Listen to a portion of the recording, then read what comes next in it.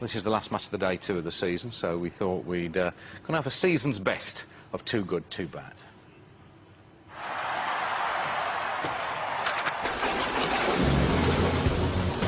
Starting with a bit of defensive incompetence, which we always like. What we don't like is this. Absolute flagrant dive, and then to claim a penalty, horrendous.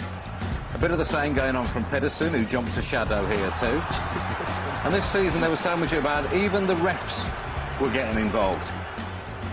Chris Foy jumps a shadow too. Well, why shouldn't I go for something too, he seems to say.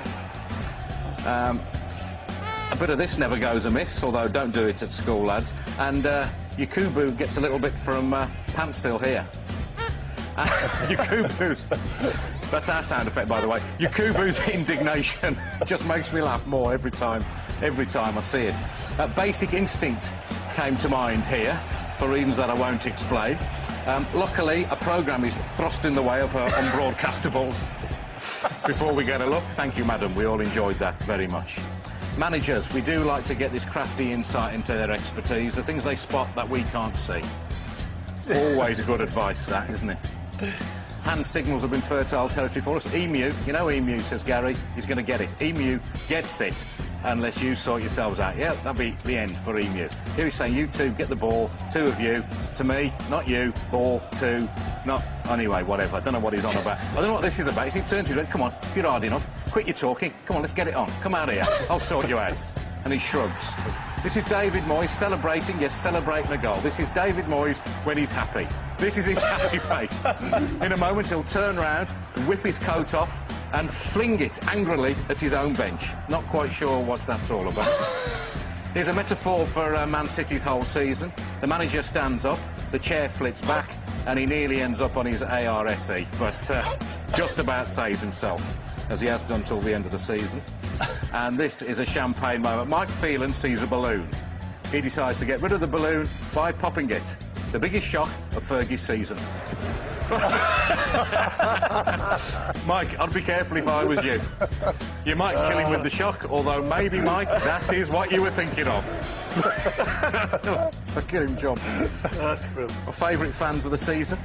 Mr. Strong, he certainly is. As an Arsenal fan, if he says it's Tuesday, it is Tuesday. I like the cut of his jib. He's an Arsenal fan too. Scary, has a little dance, and then goes ballistic. I don't want to see him up a dark alley either. The scariest fan of all, though, I think this was a Borough fan. He looks like Ronnie O'Sullivan's brother, and he looks as though he's going to do something horrible. He does do something horrible. He shows us his man boobs. We didn't want to see that, especially with that look in your eye. It was the moment I knew back in August West Brom's season was going to work out. When even the ball boys can't stay on their feet, you know you're going to have trouble staying in the Premier League. Up she goes. There was a bit of the Devon lock about that, jumping a shadow. And here we see Scott Carson doing what most West Brom fans will do when they look back at the season. Jump in horror. I don't know what he saw, but it's what we all feel when we look back on this year. Horrendous stuff. And finally, we don't want to see this. It's mascot abuse in the light of day at Stoke. Just quite disgusting. I can't believe we're showing it again, even if he is only pulling his tail out. Gentlemen, thank you very much. That's it for Match of the Day 2 this season. Gary will be here with Match of the Day next Sunday on BBC One. If you've still got something to worry about this season, be it a cup, relegation, playoff, whatever, my thoughts are with you.